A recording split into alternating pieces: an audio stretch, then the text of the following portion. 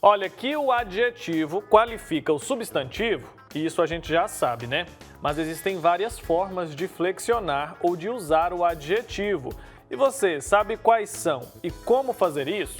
Se não sabe, fique tranquilo, porque a gente vai chamar o professor Rafael Farias, que vai esclarecer tudinho pra gente. Olha só.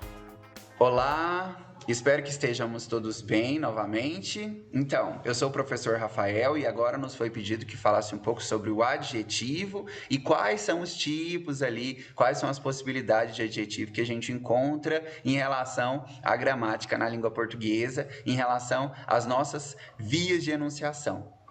Então, vamos começar pela base. Adjetivo é a palavra que vai servir para modificar um substantivo, acrescentando a ele, possibilitando que ele exerça uma determinada qualidade, uma extensão ou uma quantidade em relação àquilo que ele dá nome, tá? Então, o adjetivo é a palavra que qualifica o substantivo. Essa é a noção mais básica, né? Não é muito simplista, mas é a noção mais básica. O adjetivo, então, seria toda palavra que se refere a um substantivo, indicando a esse substantivo um atributo. O adjetivo, ele se flexiona em gênero, em número e ou em grau, tá? Para os adjetivos, nós temos duas divisões que têm mais subdivisões, tá certo? Então, nós temos demarcações aqui específicas em relação ao adjetivo que a gente usa também, na maior parte das vezes, até de uma maneira um tanto quanto que inconsciente.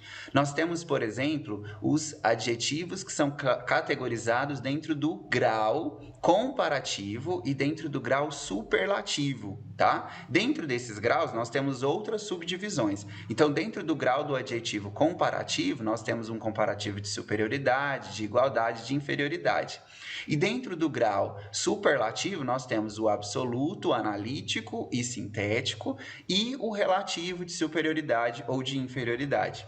Professor, isso é muita coisa para a gente colocar na cabeça. Não é. Você quer ver que você usa isso muitas vezes até de maneira inconsciente sem dar esse nome? Por exemplo, quero colocar o adjetivo no grau em âmbito comparativo de superioridade. Então, eu posso dizer, por exemplo, que este momento em Goiânia está mais quente que antes. Olha, grau do adjetivo em âmbito comparativo de superioridade. Então, estou comparando e indicando que existe algo maior do que antes. Este momento em Goiânia está mais quente que antes.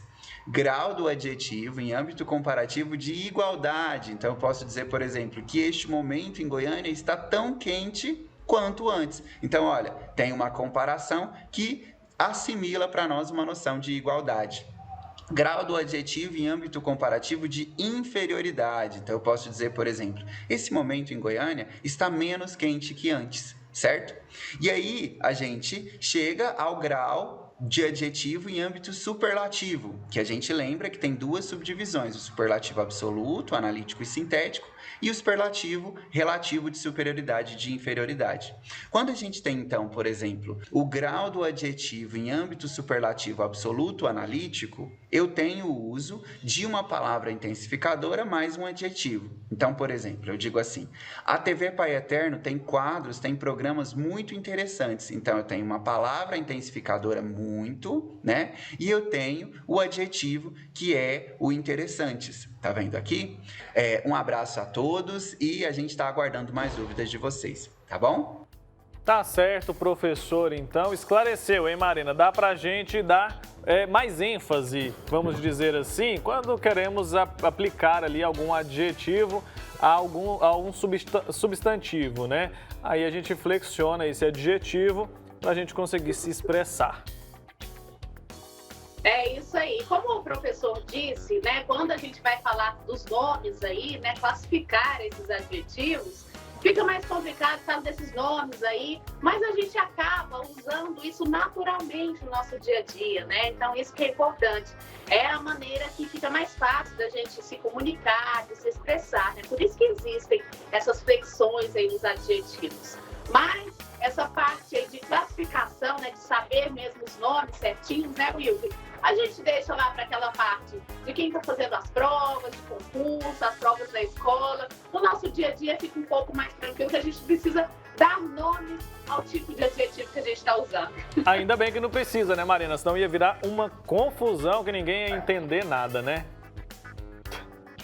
Com certeza, assim fica mais fácil, mas é bom demais. A gente ir aprendendo um pouquinho mais, assim a gente fica se comunicando melhor, né? Com certeza a gente erra menos quando a gente aprende com os nossos professores aqui, viu?